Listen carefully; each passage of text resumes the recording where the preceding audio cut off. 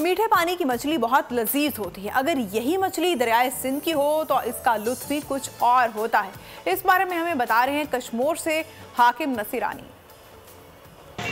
जी बिल्कुल, मौसम सरमा के आते ही मछली की डिमांड बढ़ जाती है। इस वक्त मैं मौजूद हूँ कश्मीर की मछली बाज़ार में, जहाँ पर लोग मछली खरीद कर रहे हैं। कश्मीर की मछली की खास बात ये है कि दरिया सिंध के किनारे में होने की वजह से लोग यहाँ पर मछली लेके आते हैं और जो कश्मीर के शहरी हैं ये मछली बड़े शौक से खरीद करते हैं। मेरे साथ एक शहरी मौजूद है, आइए उनसे जानते हैं कि वो इस मछली के बारे में क्या कहते हैं। जी जनाब, आप क्या कहेंगे? जी, सर्दियों में मछली खाने का अपना मज़ा है। ये दरिया सिंध के नज़दीक बैठे हैं कश्मीर में। यहाँ जो मछली है वो डम्बरा मुराखी ये मिलती है, लेकिन मछली बहुत महंगी है, 650 रुपये किलो मिल रही है। फिर भी क्या करें, सर्दियों में मछली खाना लाजिम है।